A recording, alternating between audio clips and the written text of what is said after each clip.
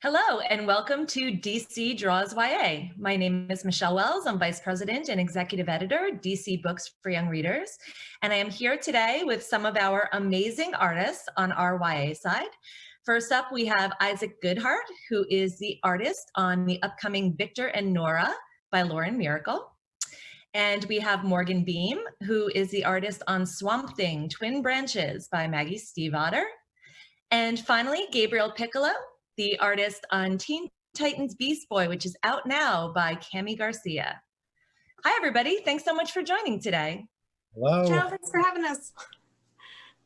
So what I'd like to do is start out with a little game, if you guys are ready. We're just going to do really short 30-second drawings in the style of Pictionary. And the artist who is not drawing, I would like you guys to guess, okay? So we'll start out with Isaac. Are you ready? Ready. All right, let's begin. Okay. Shout it out if you have any guesses. I think we got a hand going on. Okay, some Green Lantern stuff. Call of the Ring, right? Very close. It's not Green Lantern? Magic powers? It's a fist out of the Green Lantern energy stuff. Hal Jordan. Hal Jordan. Ah! Isaac, do you want to explain a little bit? I was really trying to make it Green Lantern's will. So it's specifically, That's a hard one. It's good, it's good. Good job. We got Green Lantern really fast. Yeah, you were like halfway there. So I mean, I can give it to you guys. All right, great job. Morgan, you're up next. Are you ready? I will do my best. All right, let's begin.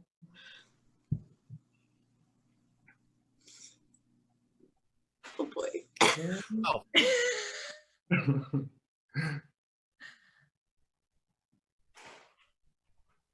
What could it be? Okay, who is that person? I promise someone pays me to do this. Okay, someone's being shot. It's but the bullets are like kicking back. And who is that? So close. Superman being invulnerable. Oh, super close. Who is it? It was the concept of bulletproof. That's so good though. That's really good. Thanks, guys. It was doing it digitally was a little rough. Fantastic. Okay, last is Gabriel. Ready, Gabriel? Yeah. Let's go.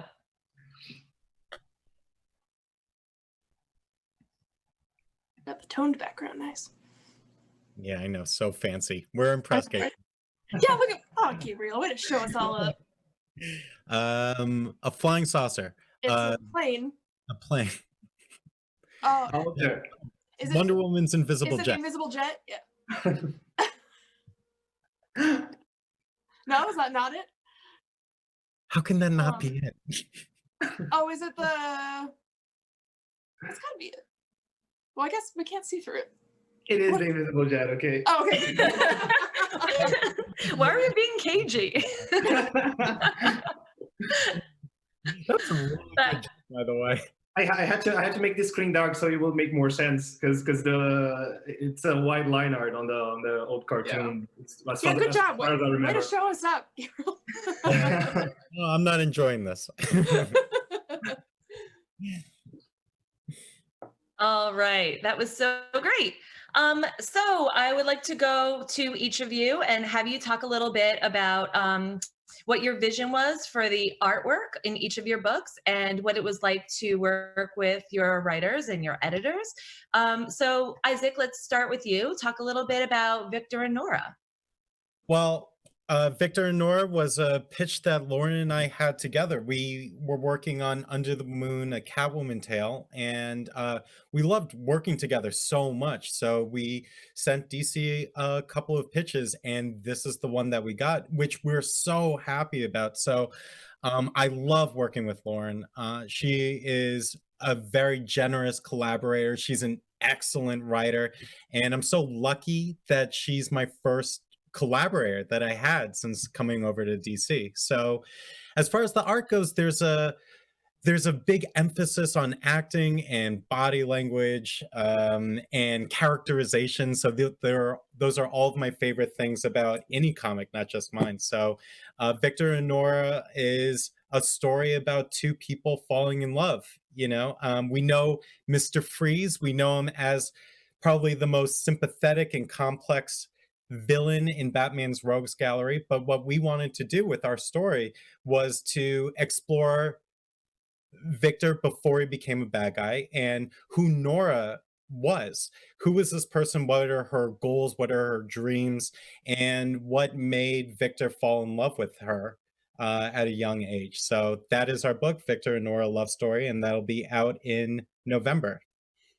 Do you want to talk a little bit before we move on about how you were sort of able to integrate the progression of Nora's disease in a visual way?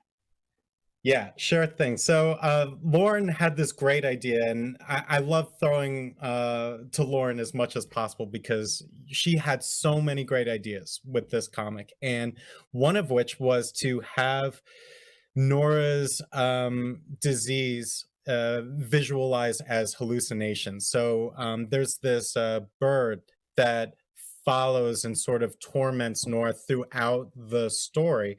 And it starts very innocuous, very small, but as the story progresses, the hallucination, the bird, it becomes bigger and it becomes more solid and scarier. Fantastic. Thanks. Okay, we will move on to Morgan. Morgan, tell us a little bit about Swamp Thing Twin Branches. Yeah, so Swamp Thing Twin Branches, written obviously by the fabulous Maggie Stivator, who's just a joy to work with, is about a young Alec Holden and his twin brother Walker, sort of in their transition year. High school's ending, it's kind of their last summer before college and kind of big life changes.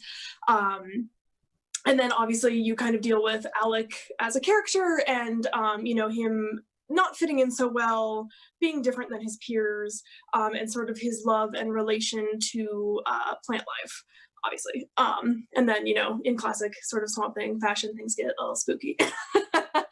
I loved working on this book. Definitely sort of like moody, creepy things is like everything I love to draw. So the story was right up my alley, and I'm a huge fan of Maggie's work. It has like this wonderful sort of deep magical quality to it always that I think she carried in extremely well into Swamp Thing. So that will be out October 13th, and I'm super pleased for you guys to see it. It's also the first time I personally worked with a colorist. Jeremy Lawson colored that one, and he did a fabulous job. And also was very patient with me while I figured out how to format files correctly and do things properly for a colorist. Well, speaking about that, the plant life plays a really large part in that story. And it's not just decorative, right? It's actually thematic and really story related. And so is some of the science that was incorporated into the storytelling. So do you want to talk a little bit about that as well? Oh yeah, for sure. I was so impressed with like all the research Maggie did, which is pretty indicative of her stories in general, just into plant life and plant meanings and a lot of plant behaviors, which was really fascinating even just for me to read the script. And she did such an excellent job of linking sort of plant behaviors to our protagonists and the human behaviors that they were experiencing in both sort of these are the same and then these are also different kind of way, which was really great because then it allowed me, I think, to also play on that visually, to kind of use plant life both, directly in the actual sequences and scenes, but also sort of in the background to set a mood and to really kind of drive that pacing and feeling, so that way you could kind of even more so submerse yourself in Alec's world. Fantastic. Gabriel, let's talk a little bit about Teen Titans Beast Boy. So Teen Titans Beast Boy is the second book that I'm doing with Cami, first one being Teen Titans Raven. So right now we are exploring how Gar got his superpowers and especially how he deals with it. And one thing that I find very interesting working on a series of books is how these two characters deal with their superpowers in ways that are so different and so related to their personalities. So with Raven, it was very much a psychological thing, and she's very moody about it. And with Gar, he enjoys it, and he's showing off to everyone. And that's part of the story, because he uses his superpowers in some sort of YouTube pranks, and then he gets social media famous with his superpowers.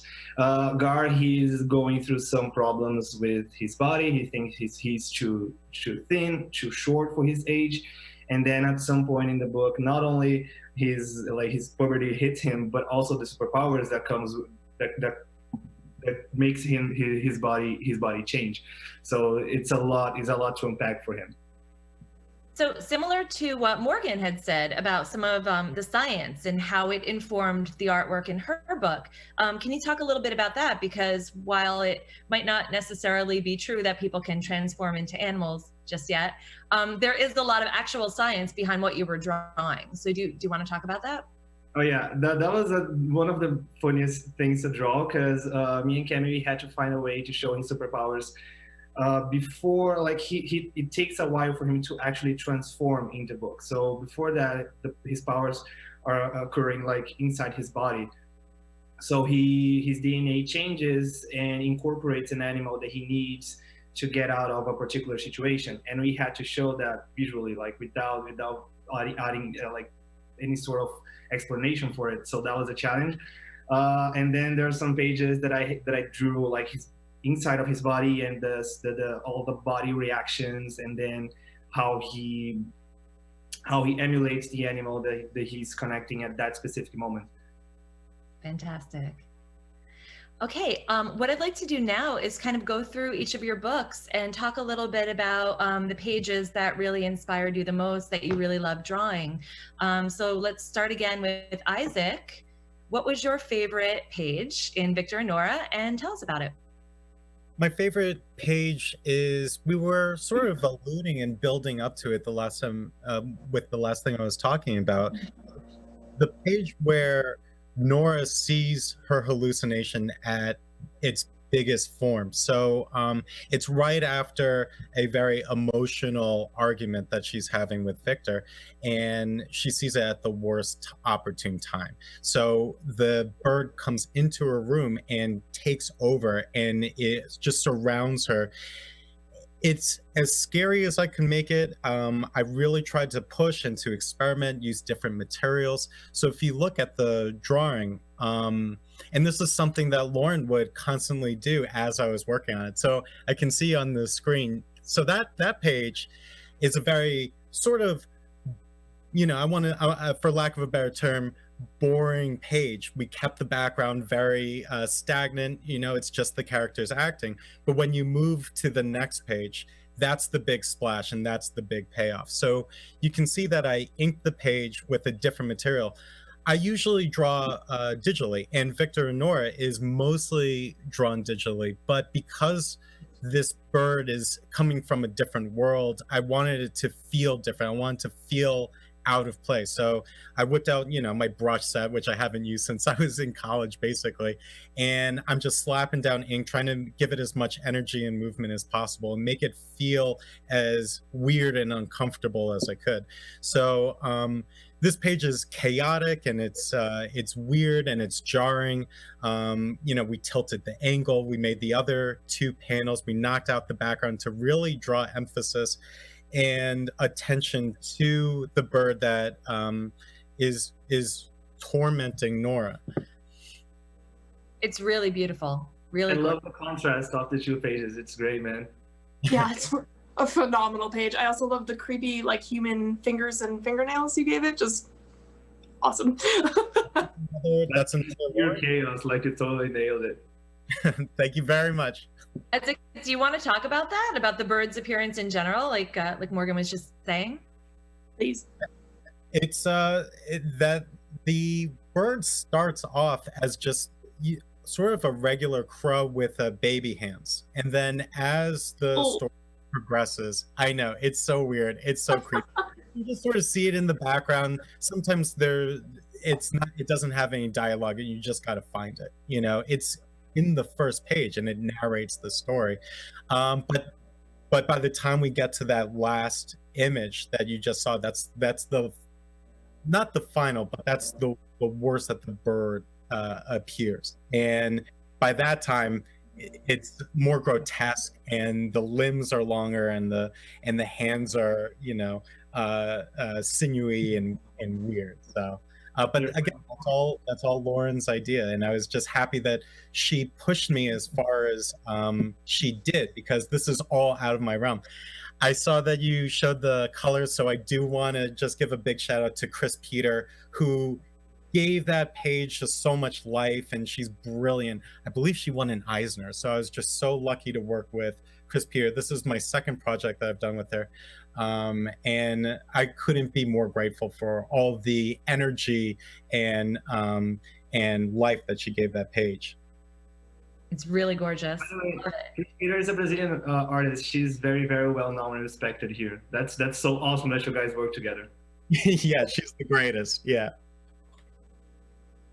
Okay, Morgan, let's talk about your favorite page in Swamp Thing and what your process was. Yeah, for sure. Real quick, I want to say that technically speaking, my favorite page is definitely when things get a little more creepy and body horror-y, but it would be a spoiler, so you guys gotta wait. But instead, one of the pages that I chose is kind of midway through the book, and I think it was one of my favorites and sort of leading up to one of my favorite scenes, because it illustrates so well, I feel like, kind of the tension that is starting to arise and the dichotomy between the two twin brothers, Alec and Walker. Walker is very outgoing, he's the life of the party, he's the clown, he loves people and people love him, where Alec really struggles with people. He doesn't understand them, they don't understand him, and he mostly just sort of wants to be left alone. And where the brothers have always been, you know, each other's allies, each other's best friends, and so close, they're at a period now where they are struggling to kind of maintain that bond. And so I think that this page, just kind of shows that dynamic of personalities and the tension between them. And then it also shows what I was trying to do with sort of utilizing plants and nature kind of in as a background element, or in ways that weren't like 100% what you were seeing on camera, so to speak, but in order to sort of like enforce the mood. Because that's one of the really cool things I think about comics that you can do versus like animation or movies or whatnot, is that you can kind of use these visuals that aren't, again, what you're having to see on camera and aren't like a direct sequential narrative, but it can add so much sort of meaning to the story. So I really enjoyed playing with that in that book, and it's one of the reasons I like this page. Did you want to talk about the color a little bit as well? Yeah, the colors in the book were wild. They were so well done. Jeremy really knocked it out of the park. He did this amazing way of keeping everything that's almost very lush, kind of green. I don't know, maybe it was almost like a mist feeling. Like you can really feel the plants, and you can like feel the humidity, and I think it really submerges you. And then as things kind of start to get weird and sciencey, the colors get a lot more aggressive and a lot more psychedelic. And he just really knocked it out of the park. And again, huge props to him. He's actually part of my studio here in Denver, which was so great, because again, I've never worked professionally with a colorist, and he was beyond patient with me. And I think, you know, a huge factor in why that book looks so good. Wonderful. It is a really, really gorgeous book. I'm so excited for people to see it. And Gabriel, Beast Boy, what's your favorite page? I know there are a lot. Yeah, so my favorite page is not actually the most, I would say not the most exciting one, because it's not a fight, it's not a big scene, there's no big explosions going on. It's actually the moment that Gar opens up his social media and he sees that he went viral. And something that I love about this page is that I usually work with a layout artist. That's how I work throughout the whole Raven book and throughout Beast Boy too. But on Beast Boy, as it is my second book, I feel much more comfortable changing the layout whenever I need. Like whenever I see the opportunity of getting a little bit more creative, I just go in and change it. And that was one of these pages. Rob's layout was very vertical, very fast. Like you could read this page very fast, and I wanted it to be slower. I wanted it to have like an anticipation before we saw the big moment when he went viral. So I added these four small panels on top of it, and then a big one showing his desk.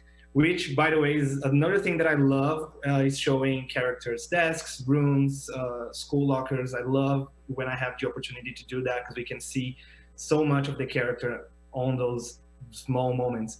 So Gar's desk is messy, has a lot of fast food, junk food, has some books, has even a test that he took he had like a C+. So I really love this page. And when I was drawing it, it just felt right. It felt like, hey, this is the kind of stuff that I like to draw. It's not the action scenes. It's not the super, fast stuff. It's this slice of life moments. That's the stuff that I like to draw. So I think something clicked on that page. That's because it's my favorite. So in addition to those slice of life moments, you really like to focus on the fashion, and in particular with Gar, you had a whole sneaker wardrobe to play with. Do you want to talk about that a little bit? Oh yeah, that will be my second page if I got to pick a second one. It is, and Cami absolutely just wrote that page for me because she knows how interested I am in showing a character's clothes and footwear. So there's this page, he's dressing up for school. He opens up his wardrobe and you can see his collection of sneakers. That's a page that I absolutely love to draw. Love it. Okay, everybody, I am seeing that it's almost time to wrap up. Do you have anything else you would like to share or talk about or ask each other? I remember seeing some preview pages from Swamp Thing, and I loved it, and I love how you guys played with green, because green is one of my favorite colors, and there was a lot of green on Beast Boy. And I remember saving some of the preview images and sending to Cami and told her like, hey, we could use a pattern like this because it works so good. Oh, awesome. Thanks so much. I'll definitely have to pass it on to Jeremy. But yeah, again, he did just a really phenomenal job with that. All right, well, thank you all for coming out today. It's been really great to talk to you. Once again, we have Isaac Goodhart of Victor and Nora by Lauren Miracle, Morgan Beem of Swamp Thing Twin Branches by Maggie Stiefvater, and Gabriel Picolo of Teen Titans Beast Boy by Cami Garcia. Thanks so much, everybody. See you next time. Thanks for having us. See you.